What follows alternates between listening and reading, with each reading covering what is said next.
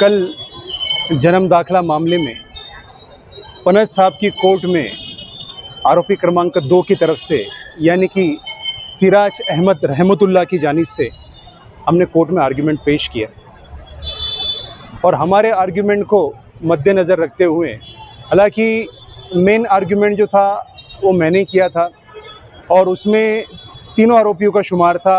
Accuse number 2 जो सिराज अहमद रहमतुल्लाह, accuse number 3 जो फैयाज़ अहमद और एक्यूज़ नंबर 4 जो है वो नितिन दामू खरे, तीनों का शुमार था। मेरे आर्ग्यूमेंट को कोर्ट ने सुनते हुए और हमारे जो एडवोकेट खान साहब है, एडवोकेट आरोपी क्रमांक 3 की तरफ से और आरोपी क्रमांक 4 की तरफ से जो अक्कर वकील साहब है, इन्होंने हमारे आर्ग्यूमेंट को अडॉप्ट किया। हमने कोर्ट में यही पेश किया कि सिराज, फैयाज़ और नितिन दामू खरे को पुलिसों ने 8 तारीख को 8:09 पे अरेस्ट किया। उसके बाद 9 तारीख को कोर्ट के सामने पेश किया।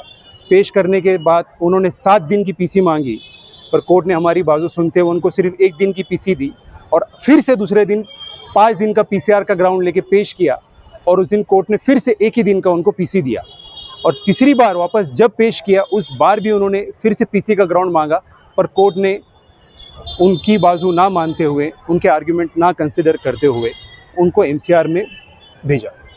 कल हमने कोर्ट के सामने बहस की।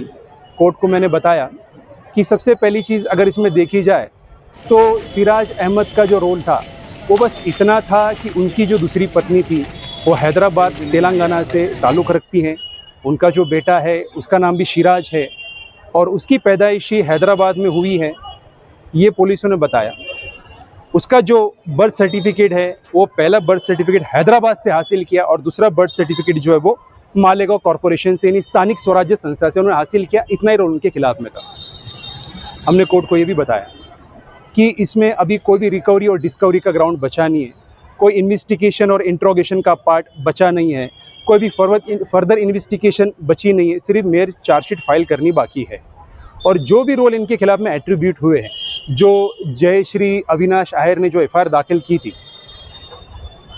16/6/2025 को 1:15 पे, उनका ये कंटेंशन था कि 3044 दाखिलों में से 1014 दाखिले किसी अज्ञात इसम ने, किसी अननोन पर्सन ने बनाकर इस तरीके का एक फ्रॉड किया है कॉरपोरेशन के साथ।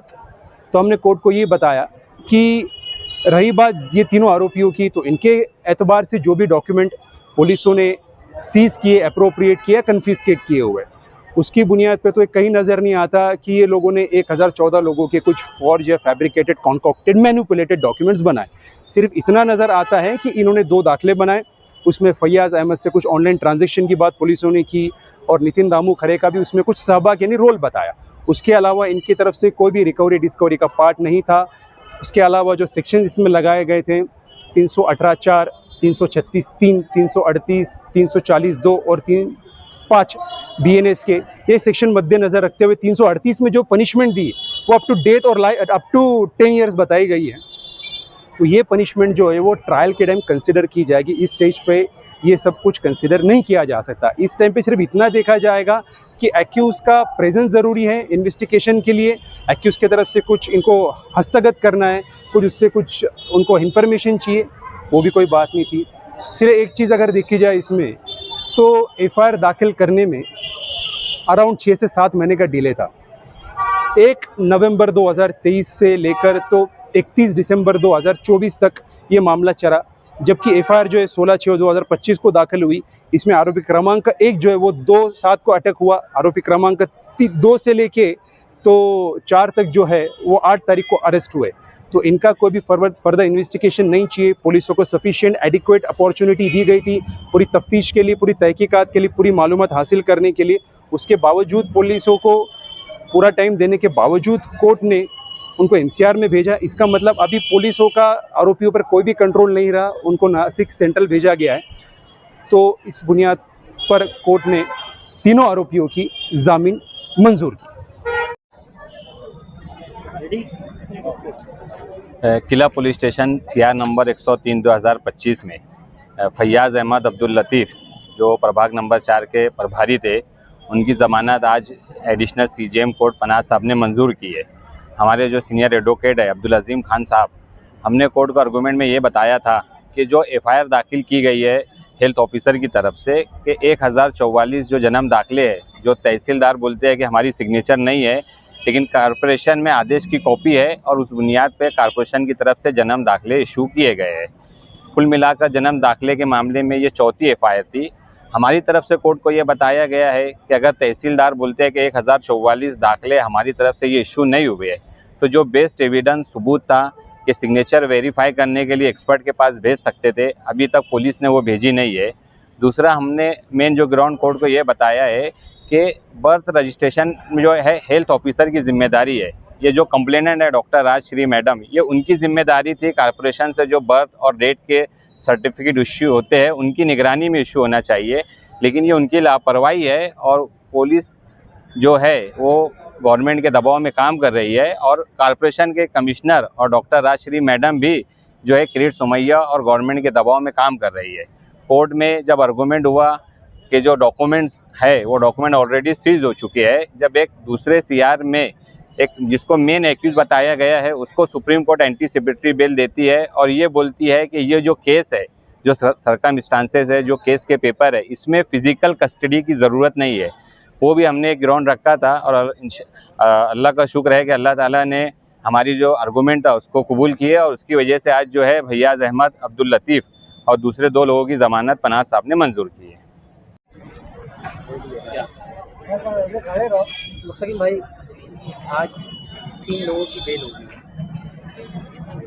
किला पुलिस स्टेशन में जो एफआईआर हुई, जिसके ताल्लुक से अव्वल दिन से माइनॉरिटी डिफेंस कमेटी ये बोल रही है कि जो 1044 दाखिले के मामले में तहसील ऑफिस बोलता है कि हमने कोई आदेश नहीं दिया, कारपोरेशन बोलती थी कि हमारे पास आदेश आए, मगर उसके बाद किरीट सोमैया ने दबाव डालकर वो एफआईआर हेल्थ ऑफिसर से करवाई। हमारे लिए अच्छी बात ये हुई कि किला पुलिस स्टेशन में जो 3 लोग पकड़े गए थे, एक 2 कारपोरेशन के मुलाजिम थे, फैयाज अहमद खरे और एक सिराज अहमद, तो ये 3 लोगों की बेल एप्लीकेशन मंजूर हुई, जिसमें फैयाज अहमद की एडवोकेट अजीम खान की तरफ से रखी गई थी और खरे की जो है हमारे अक्कर साहब की तरफ से रखी गई थी और सिराज अहमद की वासिफ साहब की तरफ से रखी गई थी।